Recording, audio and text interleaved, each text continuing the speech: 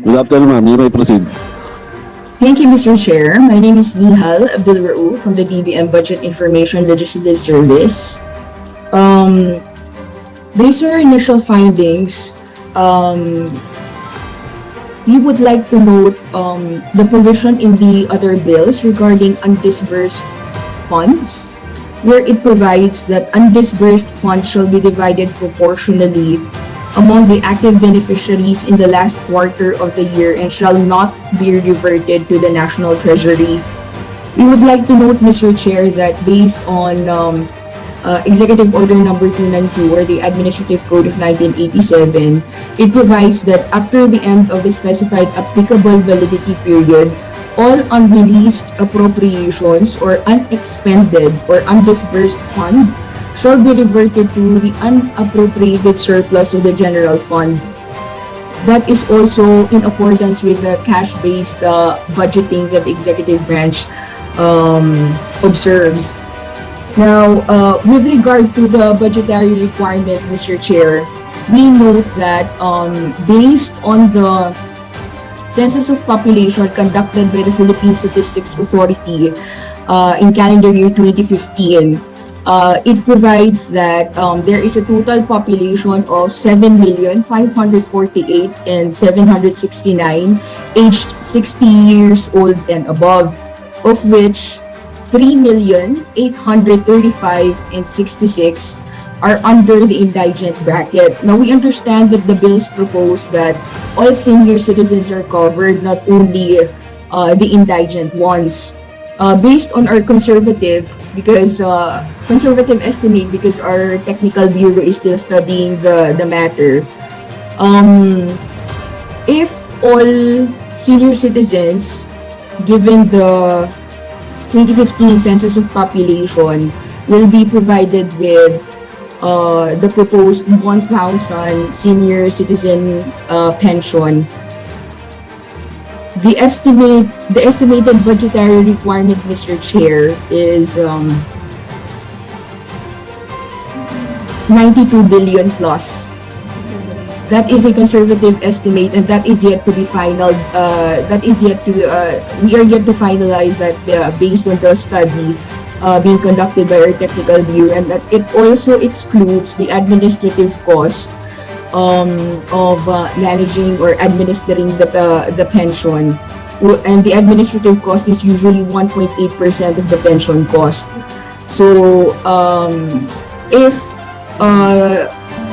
in the other bills, the proposed amount is 2,500.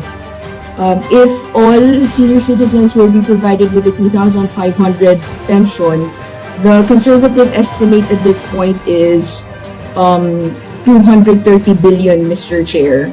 Now, that amount is not, again, How much is your estimate? The conservative estimate is 230 billion plus, Mr. Chair. Okay. And that is not yet final because our technical bureau is still studying the matter. That would be all, Mr. Chair.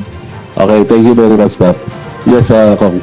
Mr. Chair, we would just like to clarify with Dswd. She mentioned that at 1,000 pesos per senior, if we do provide a 1,000 pesos social pension to each of the 7.5 million pesos, 7.95 million senior citizens, it would amount to a budgetary requirement of 92 billion pesos. So we just wanted to clarify with DBM whether that's an incremental addition of 92 billion pesos or that's the total budgetary requirement already.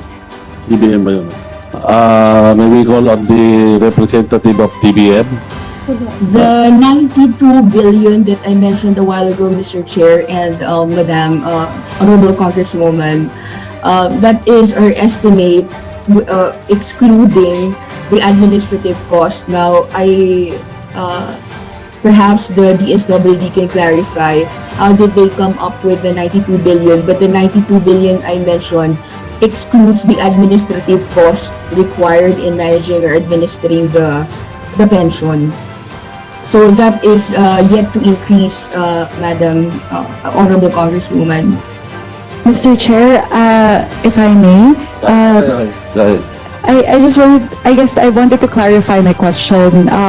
We do understand that the 92 billion pesos already still excludes the 1.8% administrative cost. However, I wanted to ask, because it was already mentioned that 3.8 million senior citizens are already receiving the social pension. So the 92 billion pesos that is being mentioned, is that the additional cost that would be incurred if we make the social pension universal, or that's already the total budgetary requirement covering all 7.5 million senior citizens? So I guess doing a quick math, right? So is it an additional cost of 92 billion pesos, or roughly half, which is 46 billion pesos to make the social pension universal?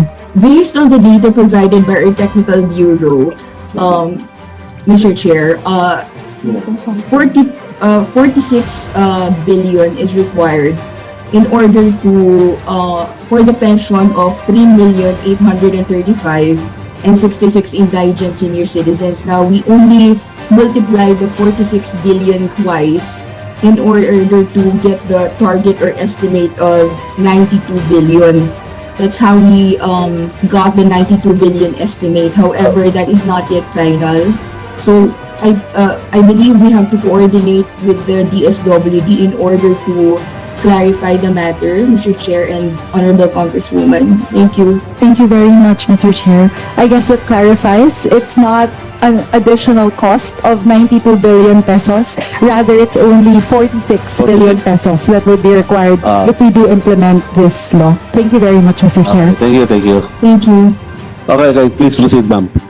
Yes, yung pong aming naging recommendation, yun lang po, para lang din ma-cover natin, kasi nga po since we are talking of the universal coverage of our senior citizens, given that those 4,085,066 are already covered by the Dswd, and if the good Congress would also allow the additional 540,577, which is on our wait list, will also be covered by our existing social pension program. So nasa 4.5 million na po in case ang covered na ng DSWD. And now, outside that 4.5 million, yun nga po, Mr. Chair, ang recommendation namin, kung maaari, ay i-cover na sila ng ating mga local government units. However, we also recognize the point that was raised by our Honorable Congresswoman that there are certain local government units na maaaring hindi capable financially to also provide for the rest of this our senior citizens to cover yun nga po kanilang social pension. So most probably with the help of our National Commission of Senior Citizens here, we could discuss further those details in case po these bills will be enacted into law. Kasi ang nakikita ko po dyan, Mr. Chair, ang posibleng mangyari, especially to those local government units who may not be financially capable, ay magkakaroon ng cost sharing with the national government, Mr. Chair. I'm Attorney Maria Victoria Mangasel Carong of the SSS Legislative Affairs Department. Mr. Chair, the SSS has no objection to these measures which seek to grant or increase the pension of senior citizens. In the SSS, we have different kinds of pensioners. We have the Social Security or SS pensioners, which include those receiving retirement pension, death benefit pension, and disability pension. We also have the employees' compensation or EC pensioners, because the SSS also administers the EC fund. Mr. Chair, we have prepared our position paper, which we have submitted to the office of our President and CEO, Michael Chirifino, and we will submit the same as soon as it is approved by the President and the Social Security Commission and signed by the DOF Secretary, Benjamin Jokno, who is the chairperson of the Social Security Commission. Thank you, Mr. Chair. Thank you very much. Now we call on GSIS.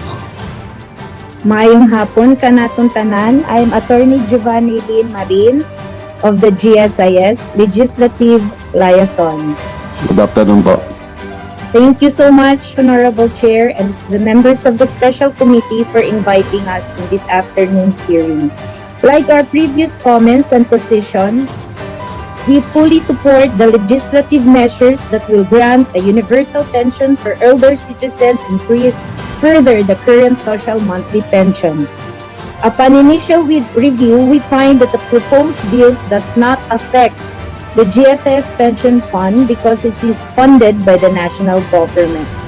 If we may share, Mr. Chair and members of this committee, those entitled to receive old age pension are GSIS members who retired under existing retirement laws and who are at least 60 years at the time of retirement with a total length of service not lower than 15 years. Briefly, we would also like to share the benefits and privileges of old age pensioners, which is the basic monthly pension of a minimum of 5,000, Christmas cash gift, and an annual increase subject to the maximum limit approved by the board. And if you have been updated, we have this called milestone benefit, 20,000 for on the 90th birthday of our senior citizens, 30,000 on their 95th birthday, and 50,000 on their 100th birthday. Lastly, we have the funeral benefit of 30,000, survivorship benefit for their legal spouse and minor children. Subject to eligibility application and approval, they are also entitled to pension loan and pension emergency loan. Once again, we support all bills that would benefit our senior citizens. Thank you for inviting GSS. Maraming salamat po. Thank you very much. From the Liga ng OSCA-Heads ng Pilipinas and on my own as the OSCA-Head of LGU was Albay Region 5 and as President of the Liga ng OSCA-Heads for the province of Albay, may I manifest my sincerest gratitude and strong support for the immediate passage of all the bills that were presented and proposed by our very more generous congressman na mahal na kami na mga matatanda. We really appreciate so much, most especially on the passage or the bills on the universal pension, and it will really improve and promote the well-being, financially, economically, of the lives of our senior citizens. May I have some on the DSWD, sir, about the recommendations that the funding or the increase in the social pensioners that it should be absorbed by the LGUs. I think some or many of the LGUs are not capable to handle the program like ours. If that will be the case, most of our waitlisted, if it will be assumed or devolved to the LGUs, the increase in the social pensioners, many or our waitlisted in our LGU will be left out because we cannot afford it. I know that because I work with and I'm aware of the financial status or the capability of the LGU here, especially here in Albay. Not all of us are really, not all the LGUs here are in the program. But we really appreciate. I really appreciate, and I think all of our senior citizens will be very happy about the program or the proposal to increase the social pension to 2,500 pesos. The elderly lives will only be financially or will be productive and meaningful if they are socially and financially secured, economically secured. So, may I thank again numerous authors on the universal pension and the increase of the social pension amount.